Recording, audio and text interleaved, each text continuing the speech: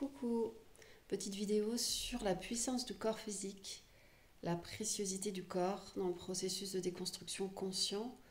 Pour celles et ceux qui me connaissent, vous savez que je passe uniquement par le ressenti du corps physique dans les accompagnements, même dans les soins, dans les satsangs.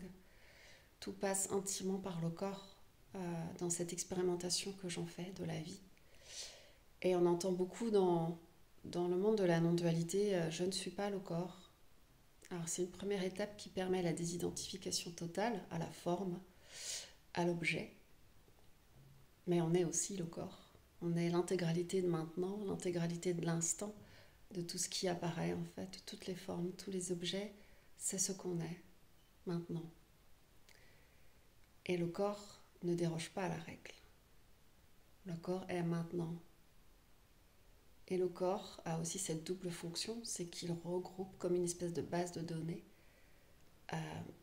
toutes les mémoires, toutes les expériences de tous les espaces-temps simultanément, en même temps. Le corps est multidimensionnel, puisque l'être est multidimensionnel et que tout se passe de façon multidimensionnelle, en même temps, simultanément, immédiatement, maintenant. Et c'est en ce sens que le corps a une puissance de révélation et il comporte toutes les expériences traumatiques, toutes les mémoires de séparation. Et il va faire que de nous parler, encore et encore. Puisque ce qu'on est lumière, si on peut poser ce mot-là, qui va débusquer ce qui est inconscient. Donc ce qui se croit être séparé de ce qui est maintenant. Et le corps a ce pouvoir infini de pouvoir nous emmener dans des profondeurs, dans des expériences de vie, des mémoires traumatiques. Qu'importe le plan, qu'importe l'espace-temps, en fait, ça n'a pas d'importance puisque tout se joue maintenant. Et donc quand on divague dans les projections, qu'on divague dans le passé, il suffit simplement de ressentir le corps. Et on a la sensation de revenir maintenant, un maintenant qu'on ne quitte jamais.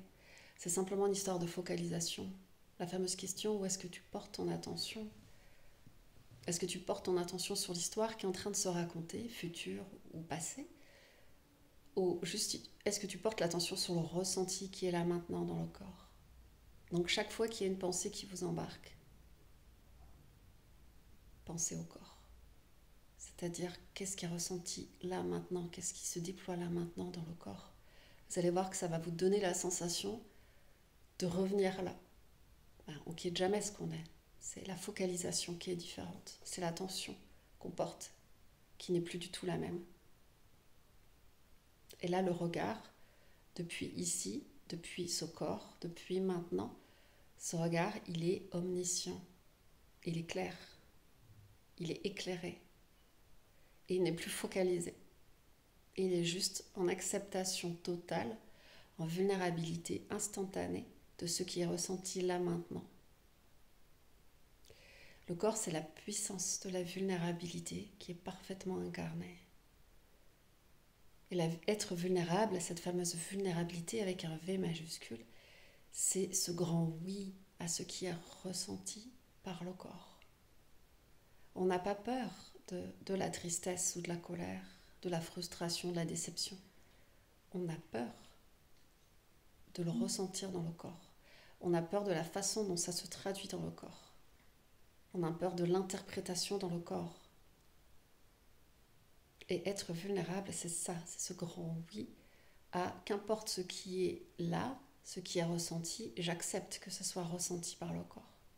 Et donc, ça peut être une forme d'exercice de toujours être présent au corps. Qu'est-ce qui est ressenti là maintenant ? Ça va vous éviter de partir dans les projections, dans les retours dans le passé.